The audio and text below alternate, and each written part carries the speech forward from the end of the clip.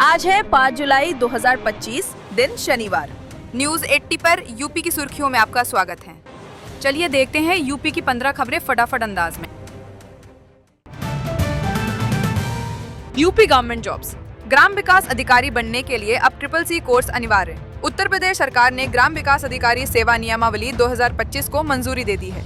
अब इस पद पर भर्ती के लिए इंटरमीडिएट के साथ कंप्यूटर का CCC कोर्स अनिवार्य होगा। पुरानी नियमावली 1980 को समाप्त कर दिया गया है।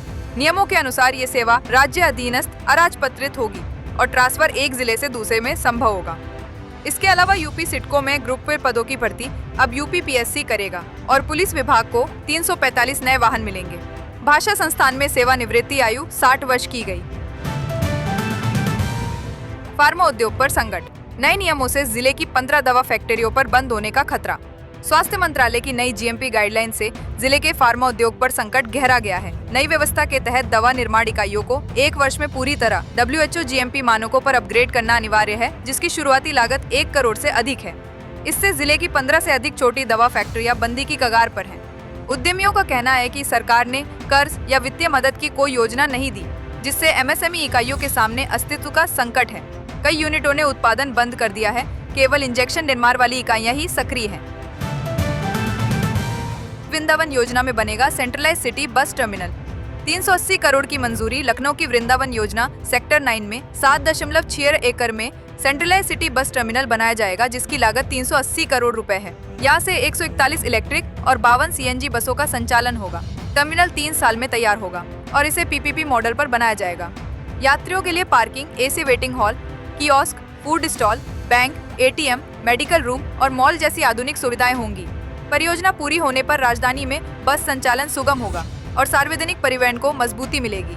सरकार लीज समाप्ति के बाद टर्मिनल को अपने अधीन लेगी। यूपी बोर्ड ने लागू की ऑनलाइन हाजिरी व्यवस्था। शिक्षकों ने जताई चिंता। उत्तर प्रदेश माध्यमिक शिक्षा परिषद यानी UPMSP ने जुलाई से कक्षा 9 से 12 तक के सभी विद्यालयों में छात्रों और शिक्षकों की उपस्थिति ऑनलाइन दर्ज करना अनिवार्य कर दिया है। इसका उद्देश्य अनुशासन और पारदर्शिता बढ़ाना है। हालांकि शिक्षकों ने गरीब छात्रों के लिए 75% उपस्थिति अनिवार्यता पर चिंता जताई है। उत्तर प्रदेश प्रधानाचार्य परिषद ने कहा कि मजदूर परिवारों के छात्र नियमित नहीं आ पाते, जिससे उन्हें बोर्ड परीक्षा से वंचित होना पड़ सकता है। CM योगी के ऑपरेशन कन्विक्शन से अपराधियों की कमर टूटी। मुख्यमंत्री योगी आदित्यनाथ के नेतृत्व में शुरू हुए ऑपरेशन कन्विक्शन ने अपराधियों के खिलाफ बड़ा संदेश दिया है। जुलाई 2023 से जून 2025 तक 74,388 मामलों का निस्तारण हुआ और 97,158 अपराधियों को सजा दिलाई गई, जिनमें 68 को मृत्युदंड और 8,172 को आजीवन कारावास मिला। रॉप माफियाओं और दुर्दांत अपराधियों को भी सख्त सजा हुई। पॉक्सो मामलों में 17 को फांसी और सैकड़ों को कठोर दंड मिला। यह अभियान प्रदेश में न्याय, नीति और निष्पक्षता का प्रतीक बन चुका है, जिसने यूपी को माफिया मुक्त और कानून प्रधान राज्य की दिशा में आगे बढ़ाया है। उत्तर प्रदेश चाइना +1 की राह पर विदेशी निवेशकों को लुभाने की तैयारी। उत्तर प्रदेश सरकार ने औद्योगिक निवेश को बढ़ावा देने के लिए चाइना +1 योजना पर काम शुरू कर दिया है। Invest UP Japan, America, Germany सहित कई देशों में रोड शो और गोलमेज सम्मेलन आयोजित करेगा। इसका उद्देश्य चीन में निवेश कर रही कंपनियों को यूपी में निवेश के लिए आकर्षित करना है। रक्षा गलियारा, PM मित्र पार्क, एक्सप्रेसवे और प्रशिक्षित युवा श्रमिकों की उपलब्धता को प्रमुख रूप से प्रचारित किया जाएगा। इन्वेस्ट यूपी के CEO विजय किरण आनंद के नेतृत्व में अधिकारियों की टीमें बनाई जा रही हैं। योगी सरकार ने ग्राम विकास अधिकारी सेवा नियमावली 2025 को मंजूरी दे दी है, जिससे अब वीडियो का ट्रांसफर किसी भी जिले में हो सकेगा। पहले ये व्यवस्था केवल जिले के भीतर ही सीमित थी। नई नियमावली में इंटरमीडिएट व CCC प्रमाण पत्र अनिवार्य कर दिया गया है। इससे विभागीय योजनाओं के संचालन में पारदर्शिता और कुशलता बढ़ेगी। साथ ही अब राज्य अधीनस्थ राजपत्र सेवा के अंतर्गत आने वाले इस पद पर जल्द पदों पर भर्ती प्रक्रिया शुरू होगी। शाही ईदगाह को विवादित ढांचा घोषित करने की याचिका हाईकोर्ट से खारिज। इलाहाबाद हाईकोर्ट ने मथुरा श्री कृष्ण जन्मभूमि विवाद में हिंदू पक्ष की वो याचिका खारिज कर दी, जिसमें शाही ईदगाह मस्जिद को विवादित ढांचा घोषित करने की मांग की गई थी। ये याचिका अधिवक्ता महेंद्र प्रताप सिंह द्वारा एप्लीकेशन A44 के तहत दायर की गई थी। कोर्ट ने मुस्लिम पक्ष की आपत्ति स्वीकारते हुए याचिका को खारिज कर दिया। ये फैसला मुस्लिम पक्ष के लिए राहत माना जा रहा है। हालांकि श्री कृष्ण जन्मभूमि विवाद से जुड़ी 18 अन्य याचिकाओं पर सुनवाई अभी जारी है।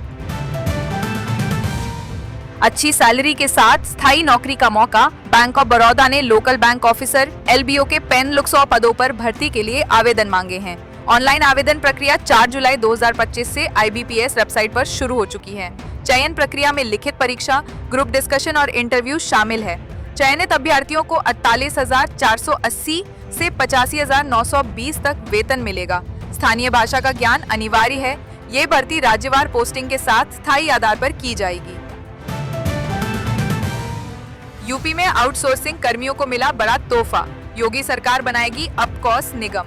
मुख्यमंत्री योगी आदित्यनाथ ने प्रदेश के लाखों आउटसोर्सिंग कर्मचारियों के हित में उत्तर प्रदेश आउटसोर्स सेवा निगम UPCOS के गठन को मंजूरी दे दी है।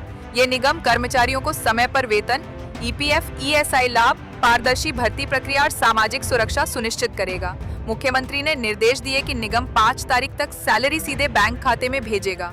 साथ ही आरक्षण नियमों, महिला और दिव्यांग जनों को प्राथमिकता दी जाएगी। एजेंसियों की निगरानी कर ब्लैकलिस्टिंग जैसी कार्रवाई भी की जाएगी। ये कदम प्रशासनिक पारदर्शिता और श्रमिक सम्मान की दिशा में ऐतिहासिक माना जा रहा है। उत्तर प्रदेश में अब मकान के साथ दुकान बनाना होगा आसान। नक्शा पास कराने की अनिवार्यता खत्म। उत्तर प्रदेश सरकार ने नई भवन निर्माण नीति लागू कर दी है, जिसके तहत अब आवासीय भवन के साथ दुकानें बनाना संभव होगा। 18 मीटर चौड़ी सड़कों पर शॉपिंग मॉल की अनुमति भी दी गई है। छोटे भूखंडों 100 वर्ग मीटर तक आवासीय और 30 वर्ग मीटर तक व्यावसायिक पर नक्शा पास कराने की अनिवार्यता हटा दी गई है। इससे विकास प्राधिकरणों में वसूली पर लगाम लगेगी। नई नीति से FAR में वृद्धि, ऑनलाइन नक्शा अनुमोदन, ग्रुप हाउसिंग और प्रोफेशनल उपयोग में भी सहूलियत मिलेगी। योगी सरकार का ये कदम शहरी विकास को नई गति देगा।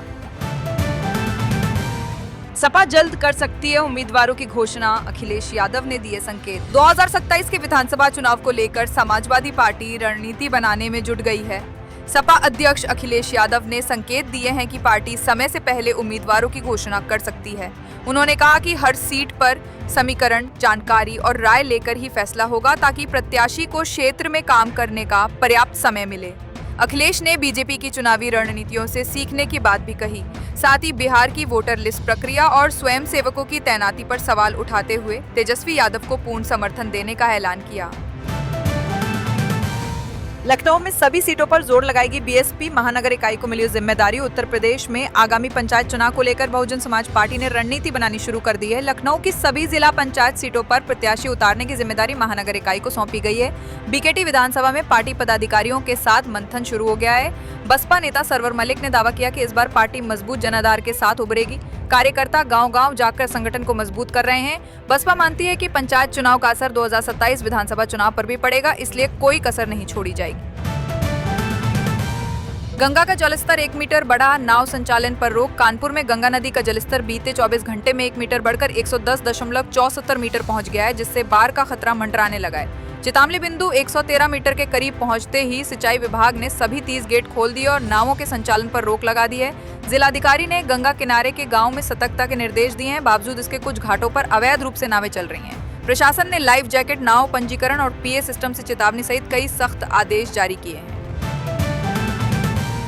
उत्तर प्रदेश में 9 जुलाई तक जारी रहेगा बारिश का सिलसिला। कई जिलों में भारी वर्षा का अलर्ट। उत्तर प्रदेश में अगले कुछ दिनों तक मानसून सक्रिय रहेगा और 9 जुलाई तक बारिश का दौर जारी रहेगा। मौसम विभाग के अनुसार प्रयागराज, सोनभद्र, मिर्जापुर, वाराणसी, चंदौली और संत रविदास नगर में भारी बारिश की संभावना है। इसके अलावा बांदा, चित्रकूट, कौशाम्बी, गाजीपुर, कुशीनगर, महाराजगंज और सिद्धार्थ नगर समेत आसपास के क्षेत्रों में भी तेज बारिश हो सकती है।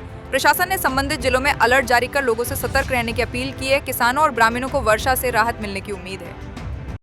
तो ये थी आज की फटाफट खबरें। अगर आपको ये वीडियो पसंद आया तो वीडियो को लाइक, शेयर व चैनल को सब्सक्राइब जरूर करें। धन्यवाद।